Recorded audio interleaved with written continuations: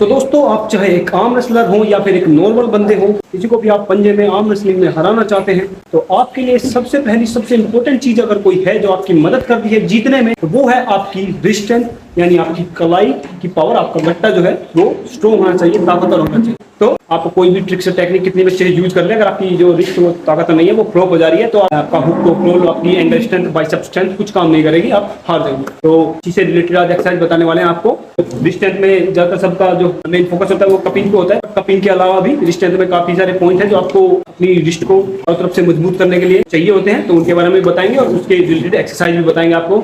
आप घर पे और जिम में आराम से कर सकते हैं इन सभी एक्सरसाइजेस को। चलिए चलते हैं घेर।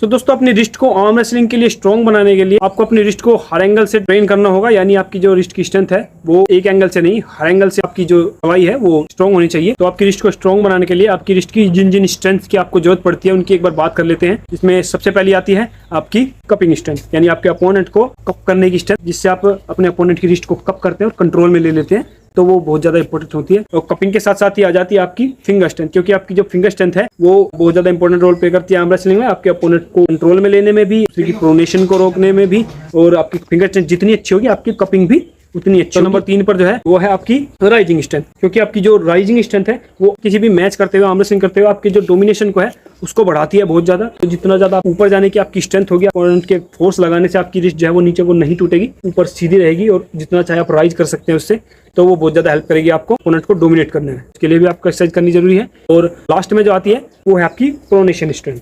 प्रोनेशन जो है वो रिस्ट में ही आती है, क्योंकि आप रिस्ट से ही प्रोनेशन लगाते हैं और अपने अपोनेंट की फिंगर पर जितना ज्यादा प्रेशर डाल पाते हैं आप कपिंग के साथ, फिंगर स्ट्रेंथ के साथ, और अपनी राइजर लगते हुए आप जितना ज्यादा प्रोनेशन अपने अपोनेंट की फिंगर पर डालेंगे, तो आपकी जो रिस्ट है कि अपोनेंट को उतनी ही ज्यादा पावरफुल, उतनी ज्यादा डोमिनेटिंग महसूस होगी। तो इन सभी चीजों के लिए हम एक्सरसाइज करने वाले हैं, ट्रेन करने वाले हैं इन सभी चीजों को। तो चलिए चलते हैं पहली एक्सरसाइज की ओर, यानी आपकी कपिंग स्ट्रेंथ की ओर। तो कपिंग की सबसे पहले एक्सरसाइज के लिए आपको चाहिए एक रोड और उसमें वेट, और कोई ऐसी जगह जिसपे टेबल, जिस पर आप हाथ इस तरीके से रख सके।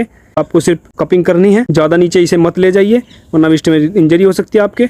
और बहुत अच्छी एक्सरसाइज है आपकी रिस्ट के लिए। सिर्फ एक रोड और वेट लगेगा इसके लिए। हमारे पास सिर्फ यही था और शुरुआत में हम सिर्फ इस एक्सरसाइज को करते थे, और बहुत ज्यादा हेल्प किया इसने हमारी स्ट्रेंथ को इंक्रीज करने में। तो अगर आपके पास रोड है तो ये एक्सरसाइज आपके लिए बहुत अच्छी है कपिंग की। अगर नहीं है तो एक डंबल कम से कम आप बना सकते हैं, जैसे कि हमने ये बनाया है घर पे, तो इससे भी आप अपने कपिंग की एक्सरसाइज कर सकते हैं। सिंपल आपको ऐसे ही रखना है। अगर नहीं है आपके पास कोई टेबल रखने की जगह, अपने नी पर ऐसे रखिए और अपनी रिस्ट को फ्री छोड़िए, और उससे आप कपिंग कर सकते हैं। उससे भी आपको सेम इफेक्ट मिलेगा। आप अलग अलग हाथ को आप कर सकते हैं ट्रेन। तो अगर आपके पास डंबल वगैरह भी नहीं है तो एक जो शॉट हमने बनाई थी फिलहाल, कोई भी वेट लटकाइए उसमें, और आप बस उसमें एक पाइप लपेटिए, उससे भी आप कपिंग कर सकते हैं। चलते हैं नेक्स्ट एक्सरसाइज की ओर, जो कि आपकी फिंगर स्ट्रेंथ के लिए। तो फिंगर स्ट्रेंथ के लिए भी सेम आपको एक रोड और वेट लगेगा। आपको सिर्फ से उठाना है, ऐसे लेके खड़ा होना है, और आपको फिंगर से सिर्फ कपिंग करनी है इस तरीके से। आपकी जो रिस्ट है वो अंदर को नहीं होनी चाहिए, थोड़ी बाहर को हो, तो ऐसी इस एंगल में, तो वो अच्छा रहेगा। इससे आपकी फिंगर स्ट्रेंथ और आपकी जो कपिंग स्ट्रेंथ है बिल्कुल अच्छे तरीके से ट्रेन होगी, और बहुत अच्छा पंप मिलेगा आपको। और इसके आप 3 से 4 सेट आराम से लगा सकते हैं प्रोग्रेसिव ओवरलोड के साथ। अगर आपके पास ये रोड नहीं है, सिंपल एक वही आपके पास एक डंबल है, तो आप डंबल से भी सिंपल कर सकते हैं इस एक्सरसाइज को सेम तरीके से। इसे लटकाना है, वही सेम आप फिंगर से इसको कप करना है, या फिर आप इसे इस तरह आप कर सकते हैं नी पे रख के भी, जिससे आपको सपोर्ट मिलेगी। सिर्फ आपकी फिंगर स्ट्रेंथ जो है वो ट्रेन होगी, और आपकी कपिंग स्ट्रेंथ भी साथ साथ ट्रेन होगी।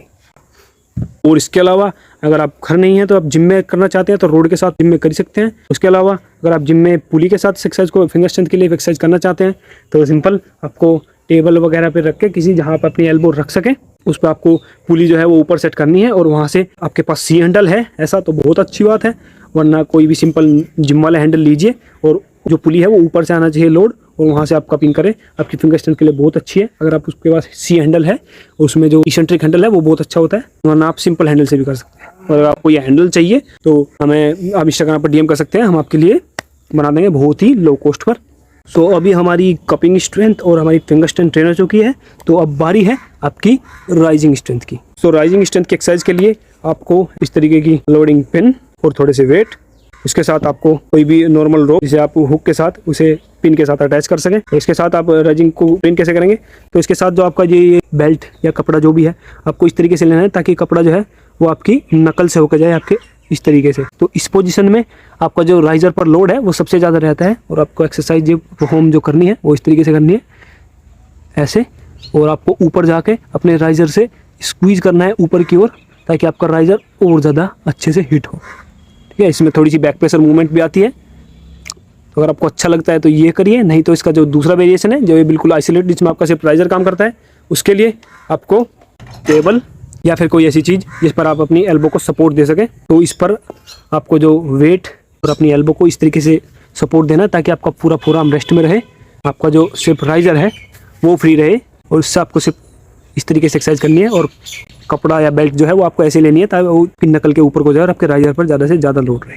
और उसके साथ आप सिर्फ ट्राई कर सकते हैं, या फिर आप सिर्फ स्टैटिक जो है झटके से ट्राई कर सकते हैं, जैसे डेमो लेट करते हैं, तो उससे भी आपका राइजर बहुत अच्छे से ट्रेन होता है। और अगर आप लोडिंग पिन और ये आप ये नहीं बना सकते तो सिंपल वेट जो है वो होना चाहिए सिर्फ आपको हाथ में लटकाने के लिए। तो कपड़े वगैरह में किसी में भी आप जो है लटकाइए नीचे और उससे आप ट्रेन कर सकते हैं सेम चीज़। इसी के साथ अगर आप जिम में हैं तो जो आपकी जो केबल एक्सटेंशन मशीन होती है उसकी पुली को नीचे सेट कीजिए और टेबल या फिर किसी चीज़ पर जहाँ पर अपनी एल्बो रख सकें, कोई बेल्ट वगैरह लेके इस तरीके से, और आप वहाँ भी अपना सेम तरीके से राइजर जो है वो ट्रेन कर सकते हैं। तो अभी हमारी कपिंग स्ट्रेंथ हो गई, हमारी फिंगर स्ट्रेंथ हो गई, हमारा राइजिंग स्ट्रेंथ हो गई, और लास्ट बचती है हमारी प्रोनेशन स्ट्रेंथ। तो चलिए इसकी एक्सरसाइज करते हैं। तो अपनी प्रोनेशन को ट्रेन करने के लिए सेम आपको लोडिंग पिन, उसके साथ आपको ये एक रोप हुक के साथ, उसमें ये कपड़ा या बेल्ट वगैरह जो भी है। तो प्रोनेशन की एक्सरसाइज आपको करनी कैसी है, तो इसके 3 वेरिएशन है। सबसे पहला आपका जो थंब वेरिएशन, यानी कि जो सारा आप कपड़ा इस तरीके से आपके थंब से होकर जाएगा और इस तरीके से आप अपनी प्रोनेशन ट्रेन कर सकते हैं। इसका दूसरा वेरिएशन जो है नकल प्रोनेशन, यानी ये कपड़ा जो है आपकी नकल से होकर जाएगा इस तरीके से। तो इसमें थोड़ा सा आइसोलेटेड प्रोनेशन की मूवमेंट आती है। अगर आपको ये ज़्यादा अच्छा लगता है तो इससे प्रोनेशन की एक्सरसाइज कीजिए। और इसका तीसरा जो वेरिएशन है वो आपका रिस्ट वेरिएशन, यानी कपड़ा जो है आपके रिस्ट से होकर जाएगा यहाँ से। तो जो है लो हैंड टॉप रोलर के लिए ज़्यादा इफेक्टिव होता है, क्योंकि लो हैंड टॉप रोलर जो है रिस्ट के इसी पॉइंट से अपने अपोनेंट की फिंगर्स पर सबसे ज़्यादा प्रेशर डालते हैं।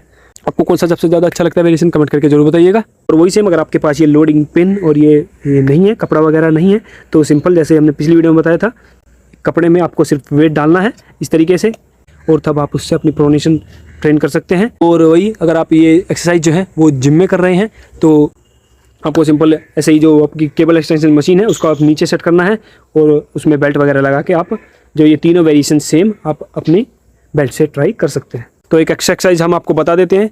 अगर आप बैक प्रेशर और प्रोनेशन के बड़े फैन हैं तो आप इन्हें साथ में कैसे ट्रेन कर सकते हैं। तो आपके पास या तो ऐसी टेबल के पे कोई पुली लगी हुई हो जिससे आप ट्रेन कर सकते हैं अपना बैक प्रेशर और प्रोनेशन साथ में।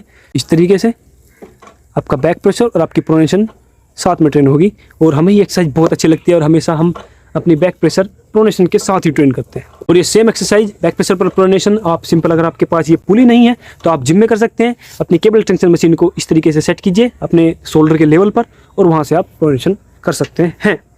तो इतना ही था दोस्तों आज की वीडियो में। आई होप वीडियो आपको अच्छी लगी होगी। एक्सरसाइज वगैरह जो है आपको अच्छी लगी होगी। आप जिम में और घर पर सभी जगह कर सकते हैं इन्हें। जहाँ हमने बताया एक्सरसाइज करने के लिए सिर्फ आपके इक्विपमेंट होने जरूरी नहीं है, एक्सरसाइज करने की चाहत जरूरी है, क्योंकि जब आप उसे करना चाहते हैं किसी चीज़ को तो आप किसी भी तरीके से उसे कर लेते हैं। को किन्हीं और एक्सरसाइज पर वीडियो चाहिए तो कमेंट करके जरूर बताइएगा कैसी लगी वीडियो। तो हम मिलते हैं आपको अगली वीडियो में। तब तक के लिए stay training, stay strong, bye bye. Exercise करते रहिए।